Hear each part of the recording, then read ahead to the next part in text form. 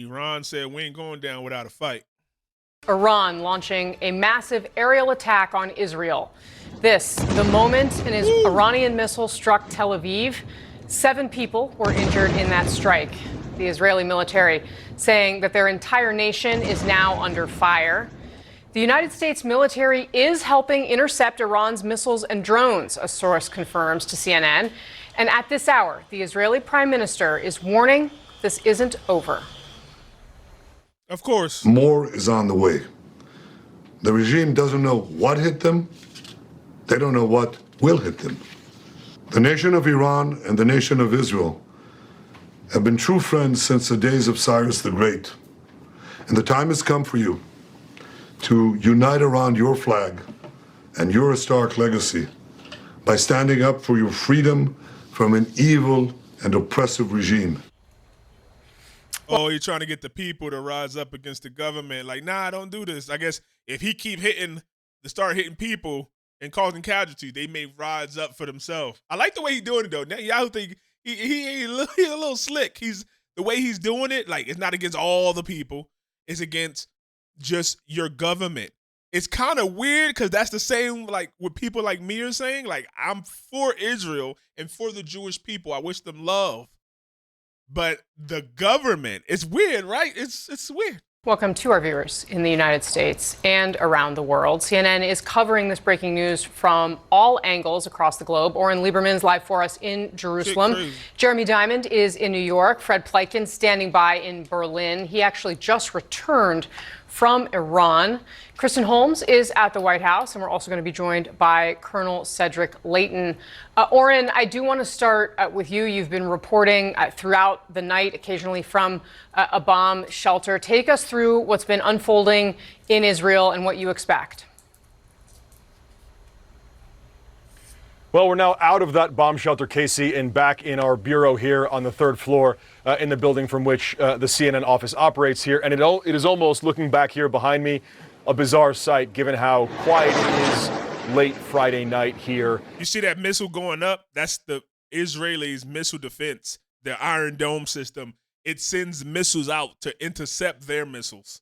In Jerusalem. That's because we spent much of the past hour and a half or so in a bomb shelter in the basement when the Israeli military and Home Front Command warned of incoming Iranian ballistic missile fire, sending not only us here in Jerusalem and in Tel Aviv, but effectively all across the country into bomb shelters for just about an hour here as 2 barrages of ballistic missiles, dozens of missiles in both cases, according to the Israeli military, were incoming.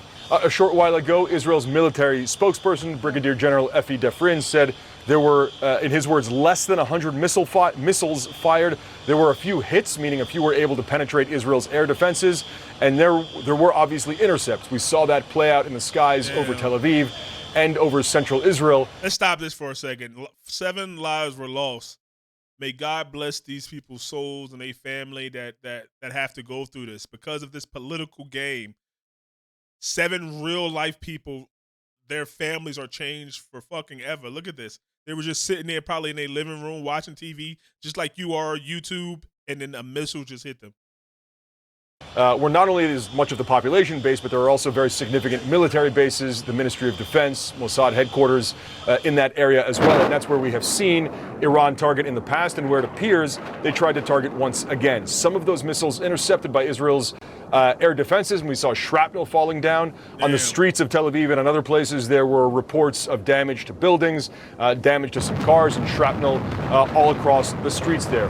Crucially, the Israeli military spokesperson gave a warning that there may be more incoming rocket fire throughout the course of the night, and the population is instructed to stay near bomb shelters. Immediately when Israel began its attack on Iran, some 15 hours ago or so at this point, roughly 3:30 in the morning last night, the first warning was that there may be an imminent retaliation. It took some time. It took more than 12 hours, but that retaliation, at least the beginning of it, we saw play out as we were ordered to go to bomb shelters over the course of the past hour. As you pointed out, Israel's emergency responders, Magen David Adom, which is effectively the equivalent of the Red Cross locally, say there were 7 injuries, 1 moderate, largely from shrapnel as a result of the incoming rocket fire.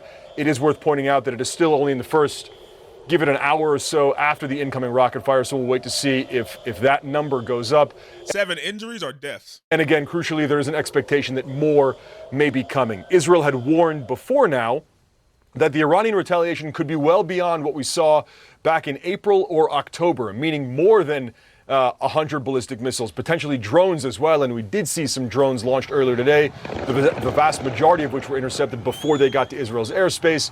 But this may not be the end of it, and that works both ways. Israel expects may launch more ballistic missiles, potentially more drones. And Israel has warned, we heard Prime Minister Benjamin Netanyahu say it right at the top of the show, that Israel is also prepared to carry out more strikes in Tehran. After early this morning, they went after the Natanz nuclear enrichment facility, a number of targets throughout neighborhoods in Tehran, ballistic missiles, surface-to-air missiles, and decapitated much of Iran's military leadership and some of the top nuclear officials in the country. I will point out one more thing as we wait here. We have heard from U.S. officials that the U.S. helped intercept the incoming ballistic missile fire. The U.S. made clear that Israel was acting at least offensively when it carried out these strikes on its own. But now that it comes to the defense of Israel, we are seeing U.S. troops get involved there, and that is likely U.S. THAAD batteries, terminal high-altitude area defenses that would work in cooperation with Israel's own air defenses to try to intercept what were 2 waves of Iranian attacks as the country braces for any more that might come, not only tonight, but in the coming days. All right, Oren Lieberman, stand by for it. All right, 7 injured. Hopefully nobody dies then. So strike that 7 injured after the Iranian strike. Hopefully they all come out. They good. But, I mean, look at this fucking shit. People going to be PTSD at least. Thank you for that great reporting. And we should just note we are looking at live pictures right now on the ground from Tel Aviv. But I do want to bring in Kristen Holmes. She's live for us at the White House. Kristen, I understand you have new reporting on a call between President Trump and the Israeli Prime Minister. Yeah, that's right. We were just learning that Benjamin Netanyahu and Donald Trump spoke earlier today. No details of what exactly they talked about, but this comes after a U.S. official told me that, in fact, the U.S. is helping assist Israel with those incoming missiles. They noted to me that there are hundreds of thousands of American citizens that they feel they have to protect in Israel, as well as U.S. military assets. This is also coming after we learned that yesterday Donald Trump and Benjamin Netanyahu were in constant contact, had multiple phone calls, including before those strikes on Iran. That was news given that we were told by a number of people that the U.S. was not involved. Now, the U.S. still says... Now, are we not involved, or did Netanyahu leave Donald Trump just like he left Biden, no fucking way out, but to say, hey, yeah, we knew, or we were aware, but we wasn't involved? It's like, oh, God. Says that they were not involved in the actual strikes, that Israel acted unilaterally. However, this communication timeline obviously changes the idea of the U.S. or Israel informing the U.S. and the U.S. talking Israel through what was happening. Now, there are still a lot of questions about what this means moving forward. Remember, Donald Trump and the administration's really big goal here is to get a deal, an Iranian nuclear deal. And there was the 6th round of talks on Sunday in Oman with the Middle East envoy, Steve Witkoff. We are told that the administration is still hoping for a 6th round of talks with the Iranians. Now, there are still a lot of U.S. officials who are casting doubt that this can happen given these strikes. But you're hearing from Donald Trump repeatedly on social media today and in calls with reporters where he's saying that the Iranians need to come to the table, that everyone has essentially been killed or wiped out, and that it's going to be too late if they don't make a deal as soon as possible. So he clearly believes, and the administration believes, that this could give them an edge. These strikes could give them an edge in this process. Unclear whether or not that's actually going to play out the way that they want it to, but that is what we are seeing unfold, at least from the U.S. side and from the White House side. All right, Kristen, stand by for me. I actually want to go straight back to Oren Lieberman in Tel Aviv because we're getting some updated reporting about the injuries there in Israel. Oren, what are you learning? We just got an updated number from Magen David Adom. Again, that's effectively Israel's Red Cross, and the number of injuries that have come in from the incoming Iranian ballistic missiles. The latest update is there are 17 injured that we know of so far, based on Magen David Adom. In Tel Aviv, 1 moderately injured, 3 lightly injured, and then in a city called Ramat Gan, which is also in the central Israel area. 2 seriously injured, 1 moderately injured, and 10 lightly injured. There are also some statements from hospitals on men and women admitted as a result of the incoming ballistic missile fire. So, again, as I had said, the initial number of 7 was only the first, effectively the first number as emergency response. And I feel like Israel's trying to keep like not only 17 injured, but moderately, severe, lightly. Like I think they're trying to downplay it. I feel like somebody gonna be dead too. Responders got out there and evaluated the results of these strikes. This is a number that could continue to rise, but we will certainly keep an eye on it. Again, the latest right now that we have from Magen David Adom, and let me see if I can get you a time on this. This is just 10 minutes ago. Are 17 injured, 2 seriously, a couple moderately, and then the others lightly injured. And we will keep an eye on that number as the evening progresses here. Iran. Let me know what y'all think. Yo, this is crazy. This is all we're going to be doing. Just look. It's not even really much to say. Like, I guess Trump and them trying to like, okay, see, we told you this could happen. But it's weird. Like, they're trying to pretend like to be impartial and like, hey, these 2 people fighting. We just try to bring them together. But if they swing on you, we ain't gonna help you. But if you swing on them, we gonna block it for them. But hey, come, like, it's weird. It's the weirdest fucking thing. And we got 100,000 Americans there. You need to. Well, it's weird because like if you're born in Israel, you damn near just automatically get the fucking citizenship, like the dual citizenship between Israel and the U.S. I think Jews like that are people, Israelis here in the U.S. They be born, they'll go to Israel to be born there. They'll be here the whole pregnancy, go to Israel to be born. Then they dual citizens and shit. Like, or they do opposite. Like, I don't know, like whatever, however the fuck it works. They are there. I'm probably saying it wrong. I'm sure I'm messing it up, but it is. This is what's happened. They can go back and forth. Most people, and most Jewish people are Israelis, can come back and forth between there and America easily because like they're damn near part of us, like a Puerto Rico. Like a territory, but it's worse than a territory because we can't tell them what to do or got nothing. Let's see what the comment. Iran did not attack. It retaliated. Iran has every right to defend itself. Israel is nothing without U.S. help. What did you expect for Iran to just say it's okay, no problem?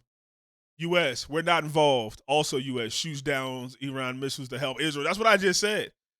Also, U.S. cries when Iran receives help from North Korea, China, or Russia. This shit is crazy, right? Yeah. America shouldn't be helping aggressors. Iran has not only a right, but a duty. Look at these comments. These comments are speaking, not like the news stations are saying other things, the politicians are saying shit. The people. What happened to the people? It's like that's just a saying now. Like, oh, remember that old saying? The government by the people, for the people. No, it's like they telling us what to fucking do. The government is like our wardens now. Because we don't vote them in and out. It's like they just sit there and take the job. It's like a senator's somebody's a senator, and then all of a sudden their son is a senator of the same state, and then there's the congressman, and then his son is a congressman. It's weird. It's like it's weird. It's a job now. It used to be like businessmen, like Trump. They would go out, be business, get accolades, do something for society, and then when they get a little older or something, I want to be in politics. But they had a life outside. These politicians, some of them, the only job they've ever fucking had is being a politician. So they know nothing of the real world. They've just been spoiled little fucking brats. Like, I'm looking for something that goes against Iran. Acting like Israel didn't just bomb Iran less than 24 hours ago is crazy. I like that one. Iran has crossed a red line. How the fuck does that even make sense? Netanyahu has the audacity to say these words to the Iranian people. Unbelievable. Yeah. Iran has a right to defend itself. Israel attacks Iran. Iran attacks back. Iran has crossed the line. We all owe shit. We all owe Germany an apology. That's fucked up, right? No. Literally, among the false accusations of anti-Semite, your comment is authentically anti-Semitic. It is. It is. That's anti-Semitic right there. That comment is fucking crazy. Wow. I'm sorry for reading that comment. Iran was attacked. It has the right to defend itself. This would never happen under Trump. It's not. Look. I thought so. I know they say that being sarcastic, but I thought so, and they all paid. I was wrong. Trump is going to do the same shit, I guess, that Biden or Kamala did. He's the same in that one. At least we still got like immigration and other things, but this is like 1 out of 10 reasons why I voted for Trump, because I thought he was going to have the balls to do something different, even with AIPAC. But nope. We shouldn't be wasting taxpayer money defending Israel. Who owns the media? Who owns the politicians? AIPAC? The people you can't criticize.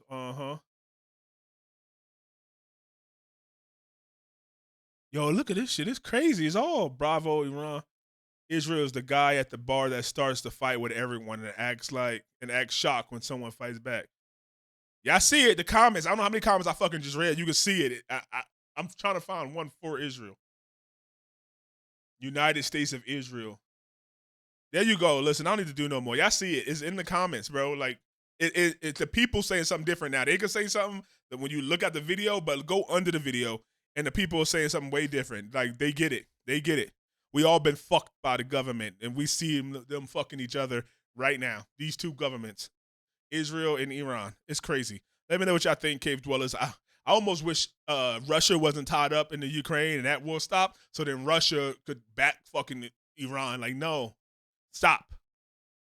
It's just crazy. It's like U.S. and Russia and China just like whatever conflict is going on, they just have to disagree.